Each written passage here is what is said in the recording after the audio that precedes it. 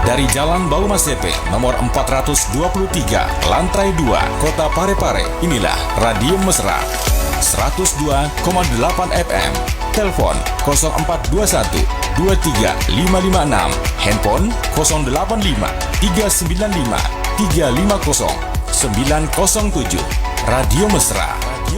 Mesranya musik dan informasi. Ya, bismillahirrahmanirrahim. Assalamualaikum warahmatullahi wabarakatuh. Alhamdulillah, insan mesra di pagi yang sangat-sangat cerah ini Mbak Mira hadir kembali di menemani insan mesra semuanya di 102,8 Mesra FM, mesranya musik dan informasi. Untuk siaran kami insan mesra juga boleh mendengarkan melalui streaming di www.radiomesra.com dan kita juga live di Facebook Radio Mesra. Alhamdulillah kita jumpa di edisi hari Jumat tanggal 28 Juli bertepatan dengan 10 Muharram 1445 Hijriah. Selamat pagi semuanya insan mesra, berharap mudah-mudahan pagi hari ini insan mesra sekeluarga tetap dalam kondisi prima, sehat walafiat dan seperti biasanya insan mesra kami setiap hari Jumat itu kami hadir bersama insan mesra di acara Dai Dialog Agama Islam bersama Ustaz yang selalu setia menemani atau membersamai kita di acara itu yaitu Ustaz Muhammad Rosidin Asundawi BAMA. Beliau adalah alumnus Binoria University International Karachi Pakistan, juga pesantren Sirojul Muhlasin Payaman ya Ustaz ya, 2 Kirincin Secang, Magelang, Jawa Tengah. Kemudian pemilik sanad hadis Kutubus Sittah dan lain-lain. Juga beliau pengajar fikih, hadis, tafsir, nahwu, saraf, tauhid dan lain-lain. Beliau juga termasuk anggota dari Dai KPK dan beliau juga pembina tahfiz Mandua Parepare.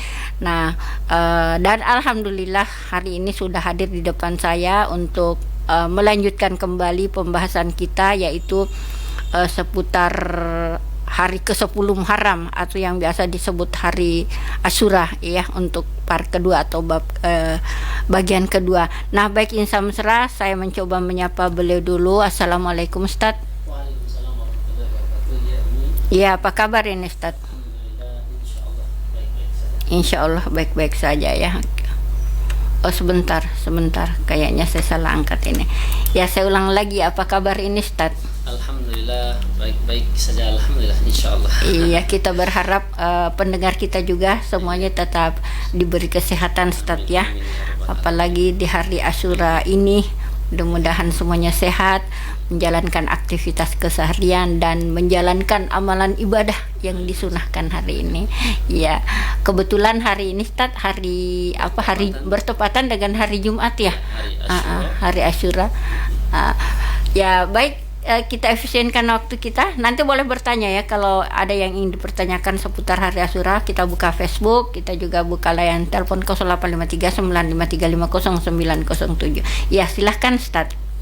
Bismillahirrahmanirrahim. Assalamualaikum warahmatullahi wabarakatuh. Waalaikumsalam warahmatullahi wabarakatuh. Alhamdulillahirabbil alamin. Allahumma shalli ala sayyidina Muhammad wa ala sayyidina Muhammad.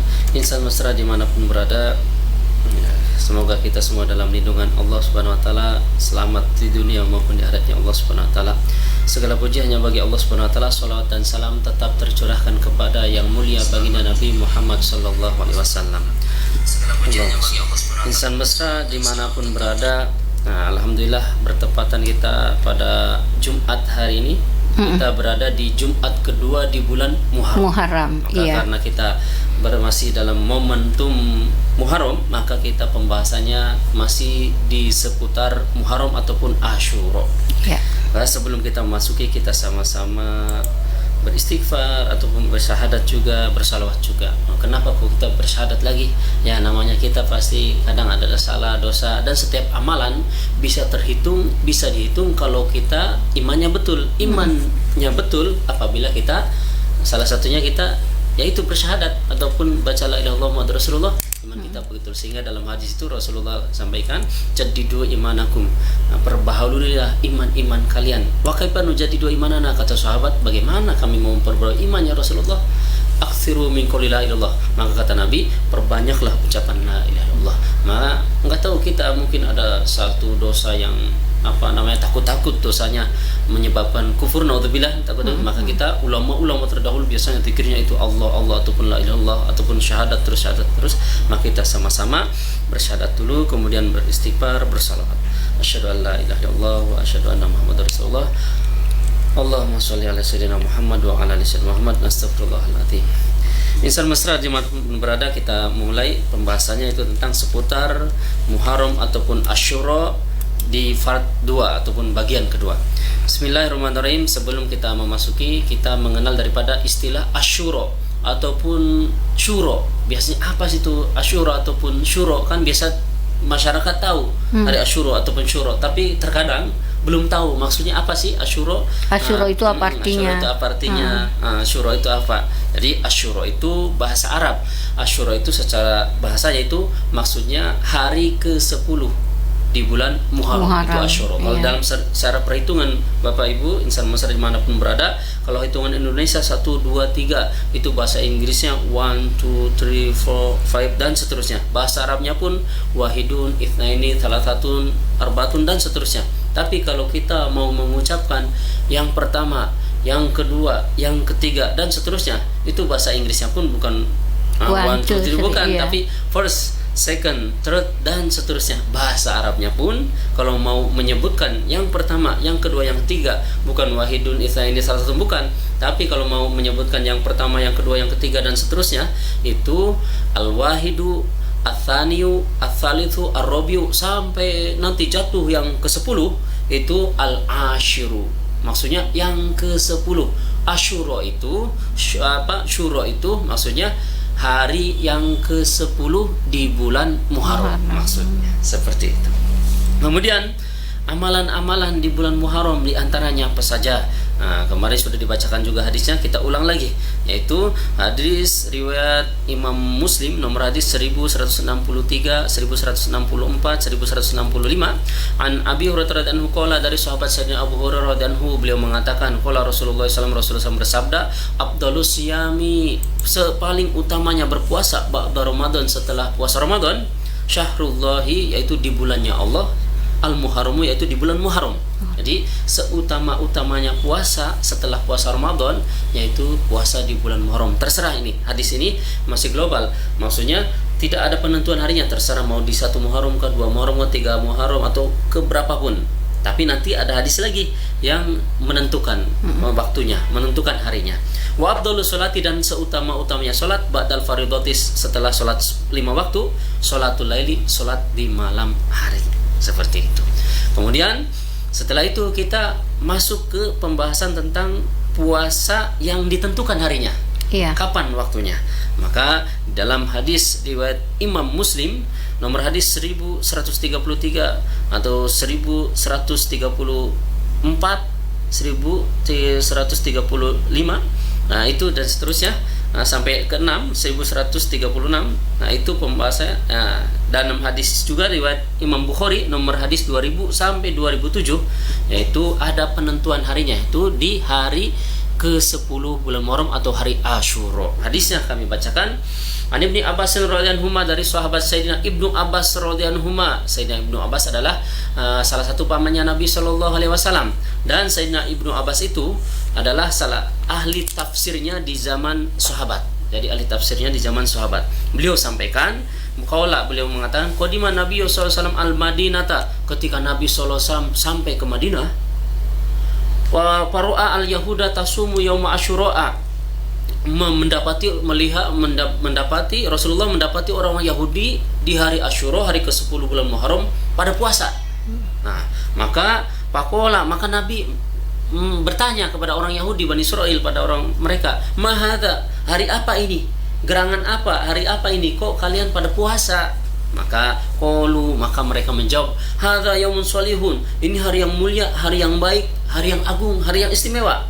Hadza yaumun najallaha Bani Israila min aduwihim fasamahu Musa, ini hari yang mana hari Asyura atau hari 10 Muharram ini hari yang mana Nabi Musa bersama kaum Bani Israel diselamatkan oleh Allah dari musuhnya itu Fir'aun beserta bala tentaranya. Maka Nabi Musa berpuasa, kami pun berpuasa. Maka Nabi menjawab, qala fa ana ahaqqu bi Musa minkum, dan saya lebih berhak terhadap Nabi Musa daripada kalian. Wasomahu, maka Nabi pun berpuasa. Wa amaru bisyamihi, dan Nabi pun memerintahkan para sahabatnya untuk berpuasa di hari Asyura atau Syura ataupun hari ke-10 bulan Muharram. Dan tapi caranya berbeda. Nabi memerintahkan kepada kita, insyaallah fa idza kana al-amu muqbilun insyaallah sumna al-yauma tasi'a. Dalam riwayat Imam Muslim, Nabi mengatakan tapi nanti tahun depan, kata Nabi, kita puasanya di tanggal 9-nya juga. Supaya apa? Yukhalifal Yahudi, supaya membedai orang-orang Yahudi. Karena orang Yahudi pun berpuasa tapi cuma di tanggal 10-nya saja. Kita puasanya supaya berbeda dengan mereka di tanggal 9-nya juga, 9 Muharram dan 10. Atau kalau tanggal 9-nya kemarin enggak, di tanggal 10 dan 11 Muharram.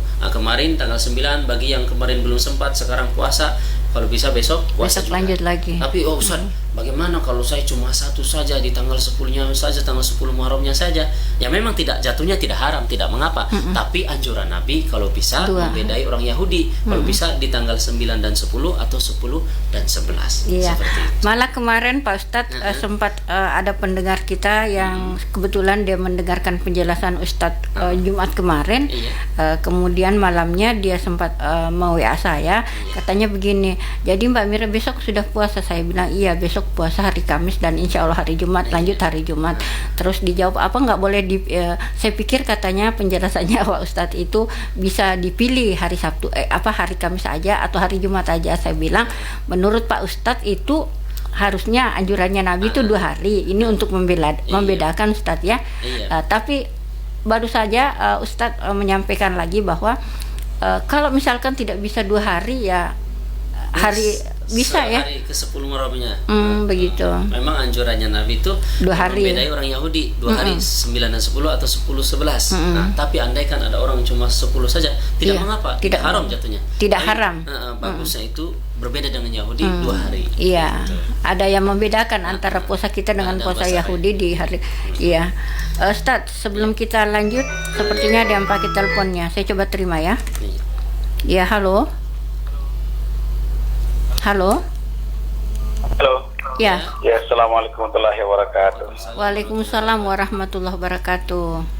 Dari perbatasan Pindrang Polman, para Lembang Aldi.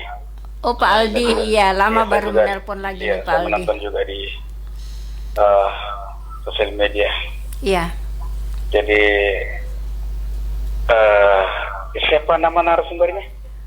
Ustaz Rosidin Asundawi BAMA. Ya. Assalamualaikum Pak Ustaz. Ya, waalaikumsalam warahmatullahi wabarakatuh. Pak Aldi bro, masih dari KPK ya? Iya betul. Iya. Kalau dilihat ya mulai dari 1 Muharram sampai sekarang, sepertinya saya tidak ada sama sekali acara-acara hajatan. Mulai dari pengantin, masuk rumah baru dan buka apalah. Maksudnya sepi dari hajatan? Tidak ada yang melaksanakan itu ya. Oh iya. Iya, seolah-olah di bulan Muharram ini apa ya? Larang gitu. Takut melaksanakan sesuatu ya. Iya. Umumnya di sini saya lihat ya. Karena dikiranya itu bulan ini bulan dalam bahasa daerahnya macilaka bilang. Oh iya. Bulan celaka sekali di sini. Betul. Dan sempat juga di salah satu di sini di Kabupaten Pindrang. Dan di Safari Muharram. Iya. Khusus di Kecamatan Lembang itu sayangnya ya hanya beberapa masjid saja. Maunya kalau seluruh masjid ya dapat semua. Jadi pertanyaannya apa ada keistimewaan di sini ketika masjid itu ada penceramah atau tidak ada, langsung saja baca doa di situ ya? Iya. Saya kira sudah bisa dimengerti. Assalamualaikum warahmatullahi wabarakatuh. Waalaikumsalam warahmatullahi wabarakatuh. 2 pertanyaannya? Iya, 2. Tadi yang pertama itu katanya khusus di daerahnya dia ya. Di bulan Muharram itu sepi hajatan. Iya. Bagaimana ini Ustaz? betulnya.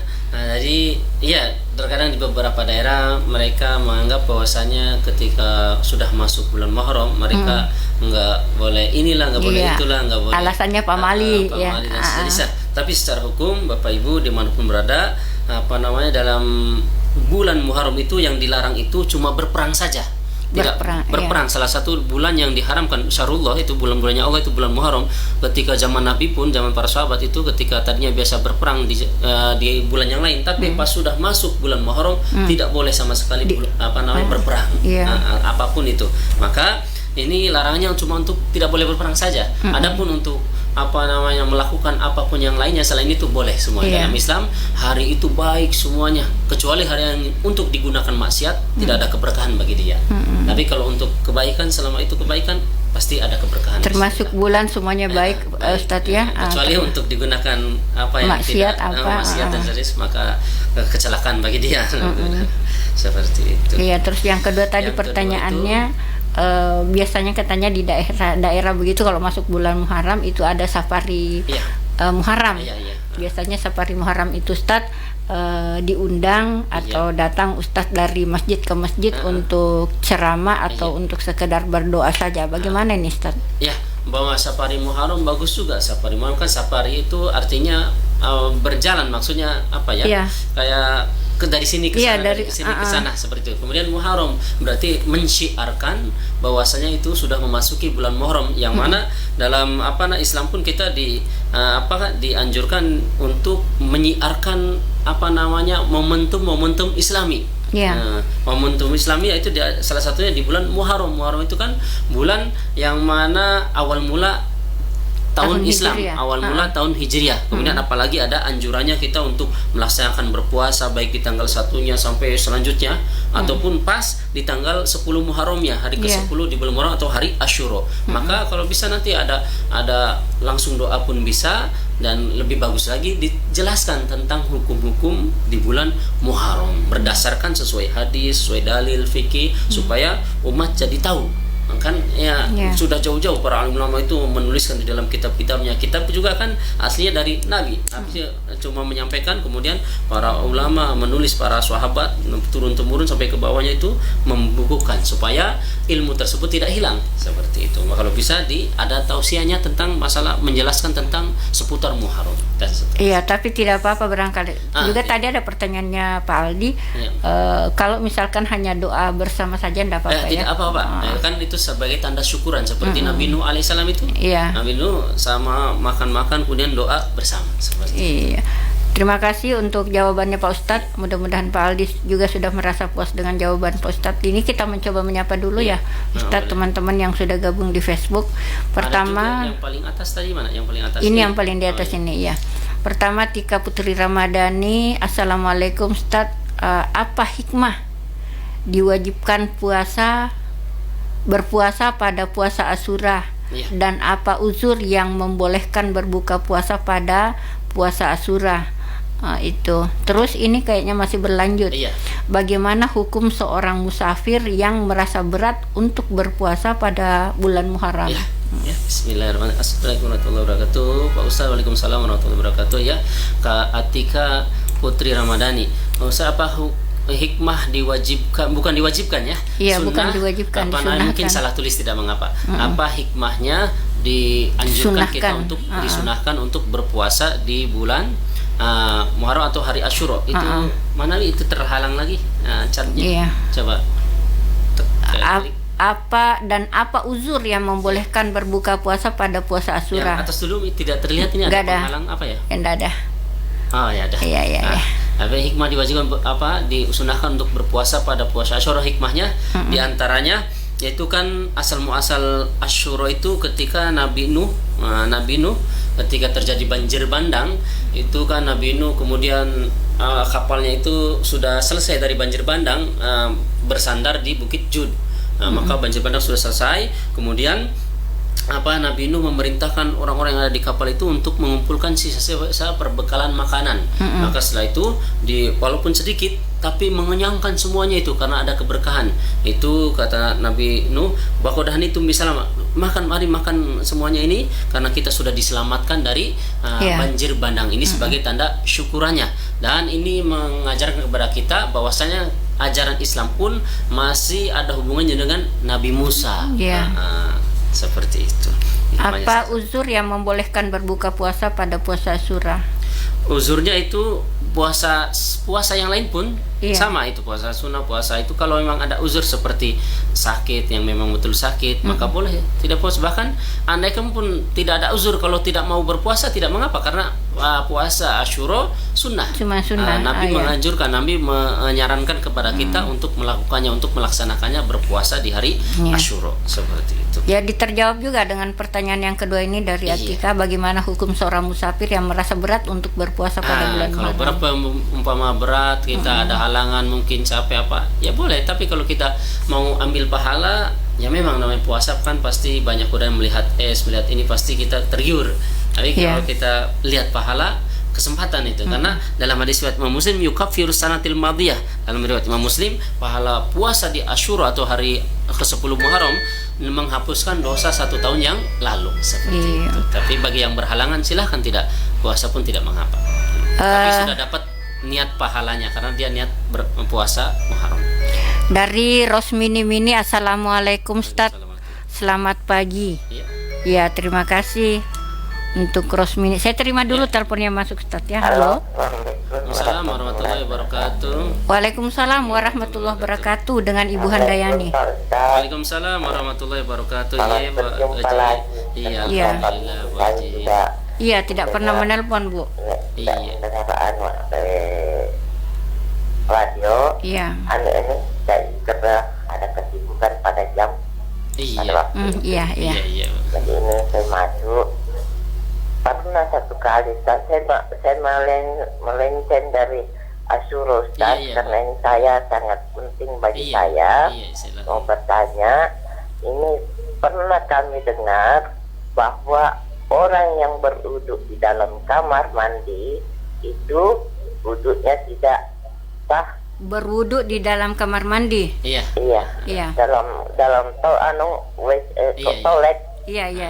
Karena kita ini punya rumah sempit, jadi toilet satu saja. Iya.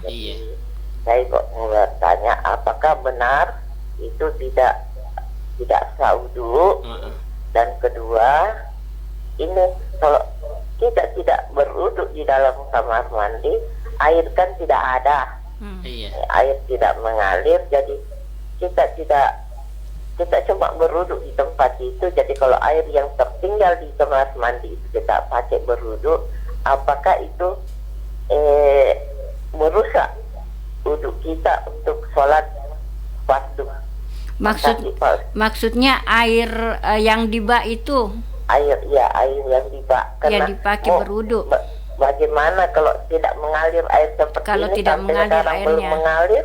Iya. Kita mau pakai berwuduk sembahyang wadduha, itu air itu kita pakai karena tidak mengalir air. Iya, sudah dimengerti Bu. Iya.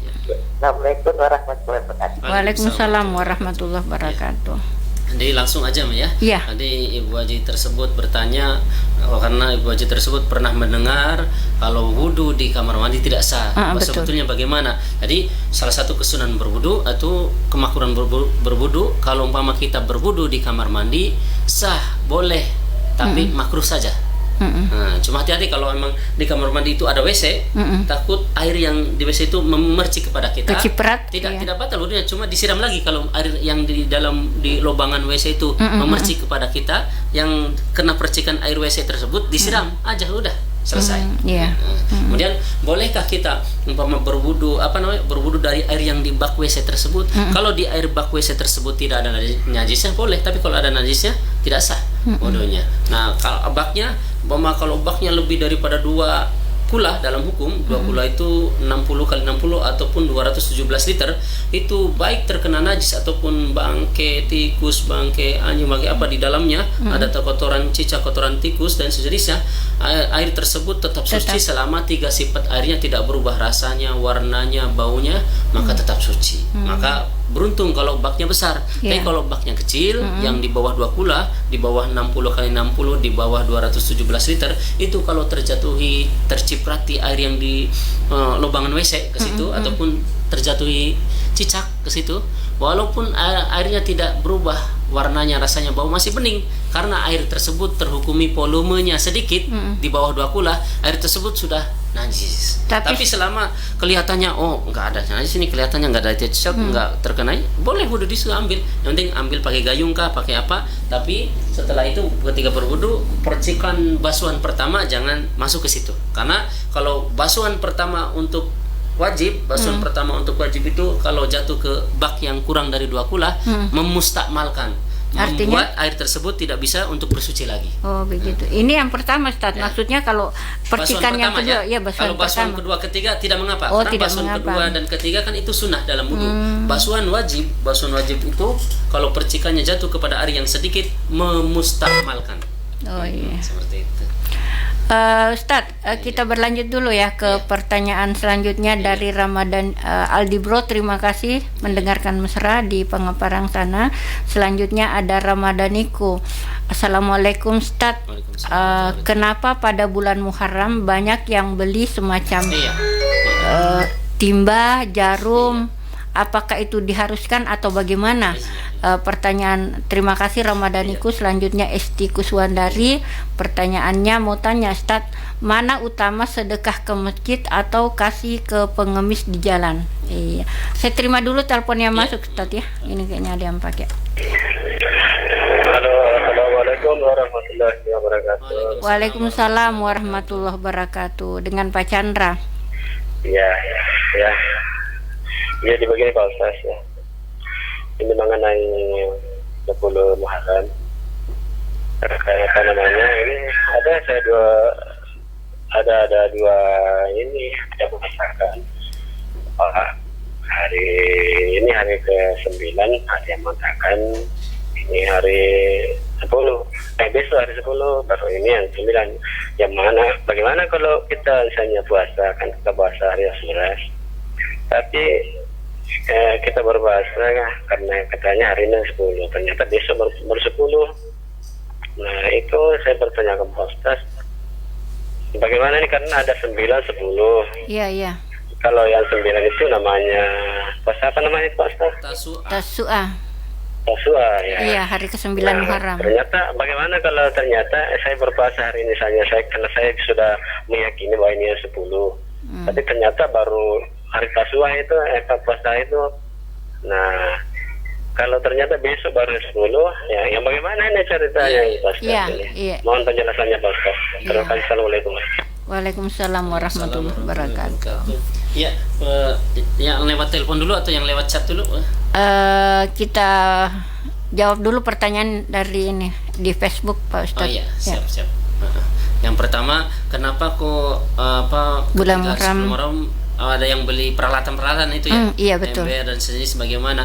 Nah, sebetulnya dalam hukum itu tidak ada anjuran untuk beli apa-apa. Cuma anjurannya itu kita mengasih ketika 10 Muharram itu bersedekah atau meluaskan, melapangkan. Dalam hadisnya riwayat Imam Muslim, man wasa'a ala yalihi wasa'allahu dzalika amin kulliha. Barang siapa yang meluaskan, melapangkan keluarganya ataupun orang lain, keluarga itu maksudnya keluarga kita ataupun kita sudah cukup, tetangga kan orang Islam, sama-sama sesama Islam itu kan keluarga, saudara. Maka betul. Semuanya orang yang lain, kalau umpama kita mampunya kepada keluarga keluar saja, tapi kok bisa ke keluarga juga, bisa ke orang lain juga, ke orang lain. Barang siapa yang meluaskan ataupun melapangkan keluarganya, maka di bulan Muharram atau di hari ke-10 bulan Muharram atau hari Asyura, maka Allah akan melapangkan, meluaskan pada 1 tahun tersebut. Dari tahun itu. Itu hadisnya riwayat Imam Muslim. Jadi anjurannya kita bersedekah, saling ngasih hadiah, saling ngasih, saling memudahkan. Makan biasanya di Tanah Ogi kan ngasih bubur ya. Kemarin pun kami masak bubur dari siang sampai jam 2-an kalau nggak salah. Di kubur sorenya kami bagikan. Sebelum maghrib kami bagikan ke santri-santri 47 orang santri kami. Kami sendiri yang istri kami yang masak sama sama mertua perempuan kami bagikan. Ya Ustadz, Tapi kalau misalkan seperti yang dipertanyakan Rabadaniku, kita beli apa? Bagaimana beli itu alat, pandangan Islam iya, ya? Beli alat, ya tidak mengapa kalau umpama beli. Kalau bisa dikasihkan juga orang lain lebih banyak dibagi pahalanya. lagi, ya. Cuma kalau untuk dibeli baru dipajang di rumah, malah nggak digunakan iya, saya mubazir. Jadi kalau mau beli tidak mengapa, tapi kasihkan kepada orang, entah ke masjid, entah ke pesantren, entah ke yayasan, entah apa, sehingga digunakan. Apalagi digunakan kepada pendidikan Islam ataupun masjid yang menggunakan tersebut, orangnya mau sholat, mau tahajud, mau puasa, mau apa, baca Quran, pahalanya ke kita juga. Tapi umpama di rumah kita memang tidak ada peralatan itu, beli di hari itu silakan.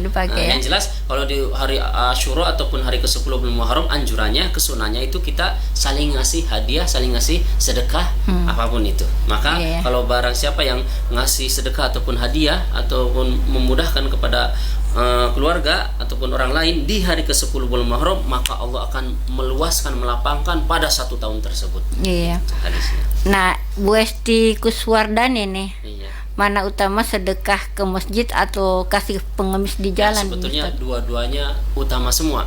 Apalagi kalau masjidnya memang disalurkan terus itu. Tapi lain halnya kalau masjid bertumpuk-tumpuk saldo enggak digunakan, mau kemana itu, malah enggak berjalan awalnya. Kecuali digunakan lagi bagus lagi.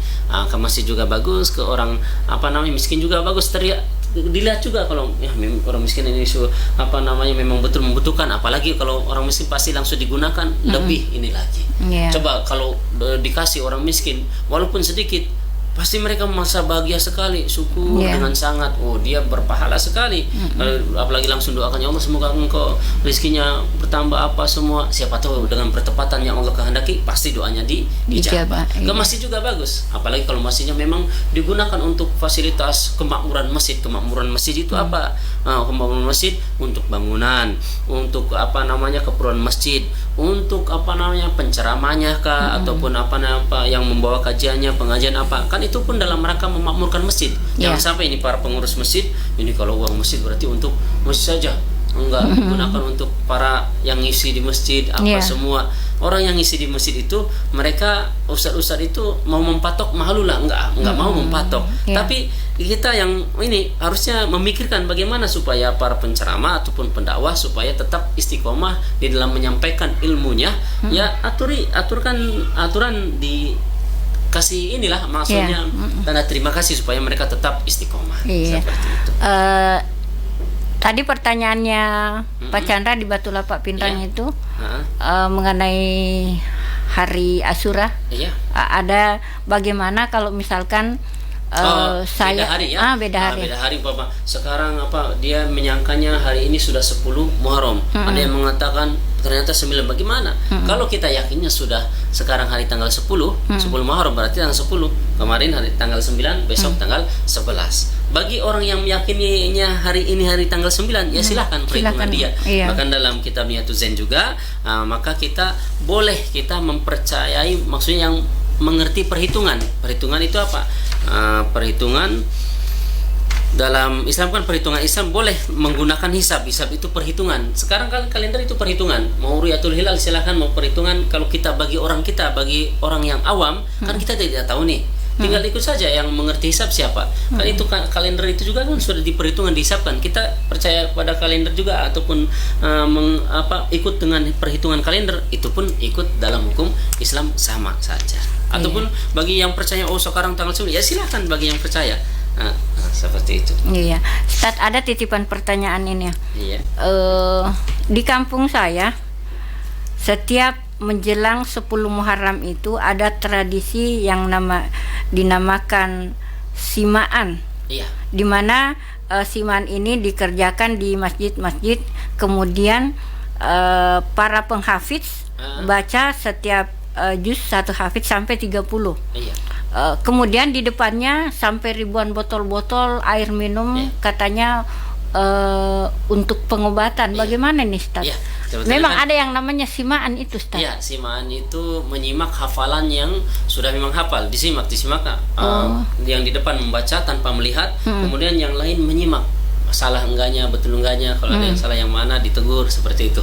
Itu bahwa pas bertepatan dengan Muharram enggak apa-apa. Sebetulnya bukan di bulan Muharram ya, di bulan yang lain boleh semua. Adapun mereka maunya di bulan Muharram, setiap tempat itu, setiap pendidikan instansi itu mereka menentukan momentumnya di mana. Dia maunya di bulan Rabiul Awal pas Maulid, dia maunya pas di bulan Agustus bertepatan dengan 17 Agustus, dia maunya di bulan pas bulan Ramadan, biasanya ada, tergantung instansinya. Itu mungkin bertepatan dengan yang instansinya ataupun pesantrennya maunya pas bertepatan dengan Muharram, bertepatan dengan awal tahun, seperti itu.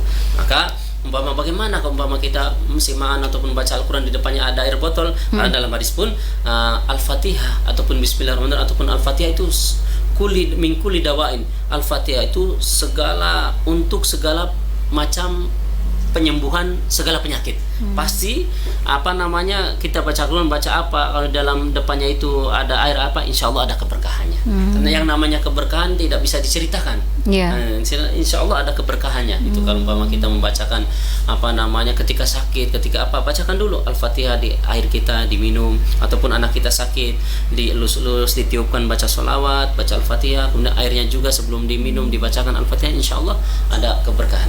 Artinya apalagi simaan Al-Quran itu 30 juz simaan, di depannya ada Al-Quran, insya Allah ada keberkahan. Iya. Terima kasih Ustaz untuk penjelasannya. Barangkali masih ada waktu untuk melanjutkan. Melanjutkan. Bismillahirrahmanirrahim. Yaitu kejadian bertepatan. Waqad dzakara al-ulama'u, para ulama terdahulu, ulama salaf menyebutkan anna yaumi asyura mazayan lam takun li ghairihi, bahwasanya di hari Asyura atau hari ke-10 bulan Muharram ada keistimewaan yang mana tidak ada di bulan-bulan yang lainnya. Di antaranya apa? Yaitu di antaranya khalaqa Adama fihi, Nabi Adam alaihissalam, kakek nenek moyang kita, diciptakan oleh Allah bertepatan dengan hari ke-10 bulan Muharram. Fa innahu yaumal ladzi taballahu fihi ala Adam fa asba Sofyan. Begitu juga Nabi Adam alaihissalam diterima tobatnya, diturunkan dari surga ke dunia gara-gara makan buah khuldi. Makan khuldi diturunkan ke dunia, itu bertepatan ketika tobatnya diterima. Rabbana dzulamna anfusana wa lam taghfir lana wa tarhamna lanakunanna minal khasirin. Diterima tobatnya Nabi Adam itu bertepatan dengan hari ke-10 bulan Muharram. Kemudian juga Warfa Idrisina makanan alian, Nabi Idris ditempatkan di tempat yang mulia, dinaikkan derajatnya, itu bertepatan dengan hari ke-10 bulan Muharram. Wa akhraja Nuhan minas safinati, Nabi Yunus kapalnya bersandar di Bukit Jud setelah terjadi banjir bandang, itu bertepatan dengan hari ke-10 bulan Muharram atau hari Asyura. Di sini ada kisahnya, itu Nabi Nuh. Maka wadzalika Nuh alaihi salam lamma nazala minas safinati wa man ma'u syaqau al-ju'a wa qad faragat azwaduhum. Itu ketika sudah terdampar kapalnya, kemudian Nabi Nuh bersama orang yang ikut bersama Nabi Nuh itu di kapal, orang-orang mengadukan ini udah mulai kelaparan, ini udah mulai lapar, ini perbekalan sudah menipis. Bagaimana ini wahai Nabi Nuh, wahai Nabi Allah? Maka Nabi Nuh memerintahkan Pak Amarum ayatu bifadli azwadihim. Pokoknya sisa-sisa perbekalan ini yang sisa sedikit pun, pokoknya kumpulkan ke sini, kata Nabi Nuh. Baca hadza bikafin min al-himta wa hadza bikafin adas wa hadza bikafin min al-faul wa hadza bikafin al-hamsa ila ana balagat sab'ahu bin wa kana yaum asyura. Maka sebagian kaum ada yang membawa segenggam gandum yang masih bulat-bulat, karena sedikit kan sisa-sisa perbekalan, ada yang membawa segenggam gandum yang sudah ditumbuk, kan bisa jadikan roti zaman dulu. Ada yang membawa segenggam gandum, kacang-kacangan, kacang adas dan sejenisnya. Ada yang membawa segenggam ini beras ataupun padi, sampai berapa biji? Ila an balagot sab'ahu bima kana yaum asyura, sampai 7 biji-bijian macam. 7 biji-bijian macam. Ini biasanya dijadikan momentum pas hari Asyura ataupun 10 Muharram. Maka upasum ya Nuh alaihissalam wa tabahum lahum baqulu jami'an wa syabau. Maka oleh Nabi Nuh, walaupun cuma sedikit kan, beberapa genggam setiap orang itu kumpulkan aja, ada sedikit, kemudian dimasak bareng-bareng, kemudian dimakan. Maka itu walaupun seperti itu, ternyata makanan jadi banyak dan dimakan oleh semuanya, mereka kenyang semua. Jadikan Nabi Barokatin alaihissalam, karena keberkahan Nabi Nuh alaihissalam. Ini tertera juga di dalam Quran surat Hud ayat 48 kisahnya. Maka setelah itu kata Nabi Nuh, makan makan. Faqad hanitum bisalam. Ini makan semuanya kita. Ini kita sebagai syukuran kita telah diselamatkan oleh Allah Subhanahu wa taala dari banjir bandang. Maka peristiwa ini wa kana dzalika awal tu'amatu ala wajil ardi ba'tufani. Maka peristiwa ini sesuatu yang pertama kali dimasak berupa biji-bijian di permukaan dunia setelah terjadinya banjir bandang di peristiwa Nabi Nuh. Fattakhadahun nasu sanata yauma asyura. Maka ini dijadikan juga oleh orang-orang Islam sampai sekarang, dijadikan orang Islam di setiap zamannya, di setiap hari Asyura mereka masak-masak berupa biji-bijian. Contohnya di daerah Jawa Timur, Jenang. Jawa Timur, Jenang itu terbuat kayak dodol lah. Nah, terbuat dari ketan, beras ketan. Ketan itu kan biji-bijian juga. Nah, di tanah Bugis, tanah kita di sini, daerah sini, tanah Ogi, itu bubur kacang kan ya, bubur kacang hijau. Bubur kan kacang hijau dari biji-bijian. Kemudian ketan hitamnya juga biji-bijian. Jadi ada landasannya, ada sandarannya, ada hukumnya. Nah, jadi itu merupakan daripada ada anjurannya juga. Iya, ada anjurannya. Jadi di sebagian daerah Jawa masak nasi, masak mewah, kemudian makan bareng-bareng berdoa, syukuran seperti itu.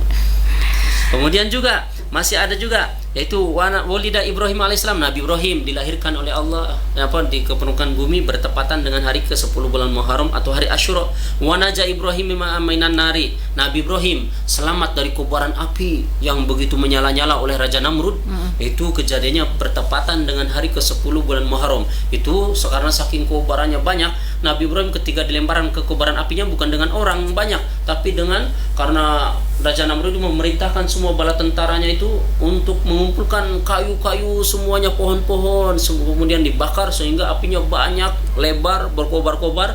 Maka Nabi Ibrahim pun dilemparkannya menggunakan kalau alat sekarang namanya ketapel ataupun planting yang besar, disanggah dengan kedua pohon, dilemparkan, maka Nabi Ibrahim jatuh ke kobaran api tersebut. Tapi bagi Nabi Ibrahim tidak terbakar sedikit pun, rambutnya satu helai pun, kulitnya sedikit pun tidak terbakar. Bahkan dalam Al-Quran Allah berfirman, ya narukuni bardan wasalaman ala Ibrahim. Wahai api, atas izinku kata Allah, jadilah kamu dingin yang menyelamatkan nabiku Nabi Ibrahim. Jadi kalau dingin kedinginan pasti mati. Tapi dalam Al-Qur'annya itu, wahai api, jadilah kamu dingin yang menyelamatkan kepada nabiku Nabi Ibrahim. Sehingga dalam api, dalam satu riwayat 40 hari 40 malam terus dibakar-bakar. Nabi Ibrahim tidak terbakar sama sekali. Bahkan Allah kirim makanan dari surga untuk Nabi Ibrahim. Seperti itu. Kemudian kejadiannya juga bertepatan dengan 10 Muharram itu, wa anzalallahu fi Taurat ala Musa. Nabi Musa menerima Taurat dari Allah bertepatan dengan hari ke-10 bulan Muharram. Kemudian wa falqur bahra li Musa alaihissalam wa agraqo Fir'auna. Nah, ini Nabi Musa membelah lautan. Di belakangnya tentara Fir'aun dikejar-kejar. Di belakangnya ada Fir'aun bersama pasukannya, bala tentaranya pakai kuda perang, pakai gajah perang. Kalau zaman sekarang mungkin pakai tank baja. Depannya lautan. Tapi Allah memerintahkan Nabi Musa untuk memukul tongkatnya ke lautan terbelah. Nah, lautan terbelah itu kalau dalam tafsirnya itu terbelahnya bukan satu belahan, tapi 12 belahan menjadi 12 jalan. 12 belahan dan menjadi 12 jalan. Kenapa? Karena pada waktu itu kaum Bani Israil ada 12 suku. Seperti kita di sini ada suku Mandar, suku Tatar, suku Bugis, suku apa banyak. Kayak di Jawa suku Sunda, suku ini, suku apa, suku Jawa ada semuanya. Itu 12 jalan diseberangi. Nah, jalan yang dilalui oleh Nabi Musa beserta pengikutnya sama seperti yang dilalui oleh Fir'aun bersama bala tentaranya. Tapi menyelamatkan Nabi Musa beserta kaumnya. Kenapa? Karena Nabi Musa beserta kaumnya beriman kepada Allah, mengamalkan agama, tapi menenggelamkan Fir'aun bersama bala tentaranya. Kenapa? Karena Fir'aun tidak punya Allah, tidak mengamalkan agama. Itu kejadiannya bertepatan dengan hari ke-10 bulan Muharram. Kemudian kejadian yang lain juga, wa akhraja fi Yusuf minas sijni aw minal jabbi. Nabi Yusuf keluar dari penjara ataupun keluar dari sumur. Nabi Yusuf keluar sumur, itu kejadiannya bertepatan dengan hari ke-10 bulan Muharram. Wa rada fi ala Yaqub basori. Nabi Yakub bapaknya Nabi Yusuf.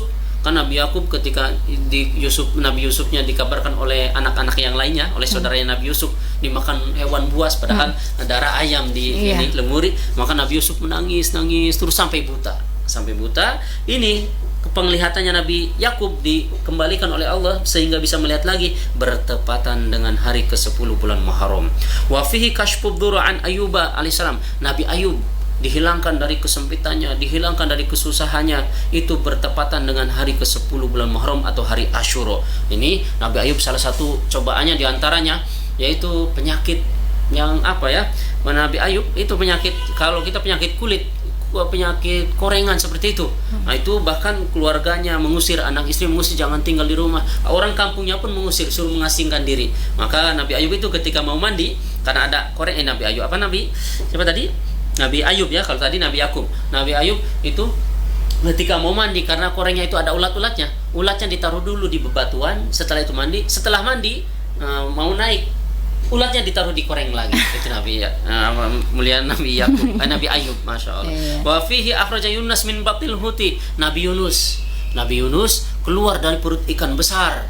Kan Nabi Yunus dimakan ikan besar, kemudian keluar dari perut ikan besar, itu kejadiannya bertepatan dengan hari ke-10 bulan Muharram. Nah, ini kalau kita dimakan oleh hewan ataupun apa, pasti kalau secara hukum, secara teori pasti dicerna, nanti hancur. Tapi atas izin Allah, kuasanya Allah, Nabi Yunus dimakan oleh ikan besar. Kalau sekarang mungkin ikan megalodon kah, ikan paus orca kah dan sejenisnya dimakan, tapi di dalam perut ikan tidak terkoyak sama sekali, masih hidup. Bahkan Nabi Yunus berzikir, melantunkan zikir Nabi Yunus. Apa doanya itu? Kita semua pasti ingat, itu la ilaha illa anta subhanaka inni kuntu minadz dzalimin, terus selama 40 hari 40 malam, kemudian dikeluarkan oleh Allah dari perut ikan, dikeluarkan, itu bertepatan dengan hari ke-10 bulan Muharram atau hari Asyura.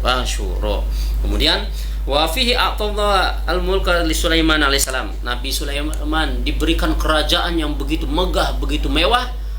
Itu bertepatan dengan hari ke-10 bulan Muharram atau hari Asyura. Nabi Sulaiman kerajaannya begitu mewah, itu kerajaan hewan, jin, manusia itu tunduk kepada Nabi Sulaiman. Pokoknya itu kerajaannya mulia, kerajaannya bagus. Bahkan kalau bahasa kasarnya itu pelataran rumahnya saja, kalau kita kan kerikil, pelataran rumah itu pelatarannya kerikilnya istilahnya Nabi Sulaiman itu berupa intan, permata, emas, perak dan sejenisnya. Kalau kita kan kerikilnya kerikil batu. Itu Nabi Sulaiman itu salah satu kemuliaan itu. Bahkan kekayaan Nabi Sulaiman, kerajaannya itu, Nabi Sulaiman kan di dalam Al-Quran, ya Allah berilah saya kerajaan yang mana tidak bisa dimiliki lagi setelah orang-orang setelah saya. Sampai sekarang tidak ada orang yang mempunyai kerajaan yang seperti Nabi Sulaiman.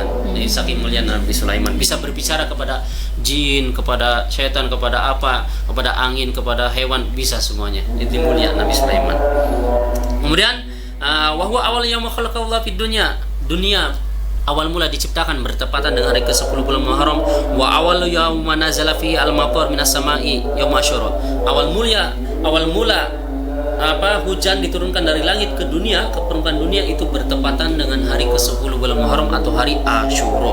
Kemudian masih sedikit lagi, wa awalu rahmat nazala ilal ardi yaum Asyura. Awal mula rahmat diturunkan dari langit ke permukaan bumi, itu pun bertepatan dengan hari Asyura atau hari ke-10 bulan Muharram. Itu diantaranya.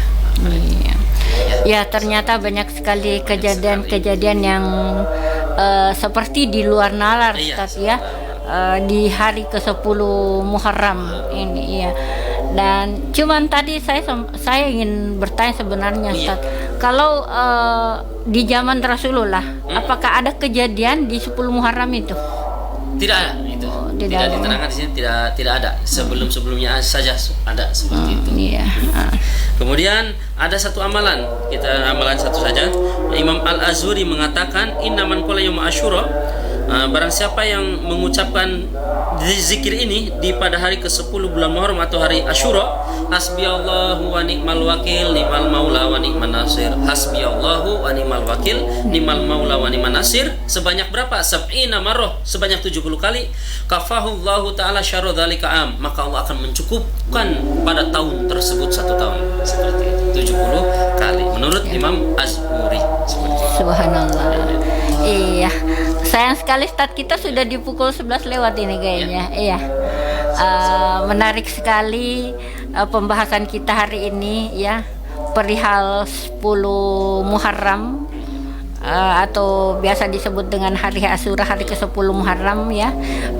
Kita sudah terbuka wawasan, kita sudah tahu dari mana asal kata Asyura ini.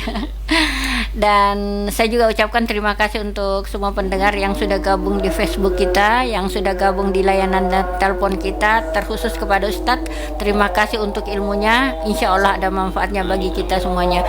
Insya Allah hari Jumat berikut mudah-mudahan diberi kesehatan, kita akan bersua kembali, tapi pembahasannya beda Ustadz ya. Melanjutkan pembahasan sebelumnya. Kita melanjutkan pembahasan wudhu kayaknya kemarin Ustadz ya. Masih wudhu ya. Masih wudhu ya. Dan kita akhiri perbincangan kita atau sua kita di hari siang hari ini dengan ucapan wabillahi taufik wal hidayah. Wassalamualaikum warahmatullahi wabarakatuh. Waalaikumsalam.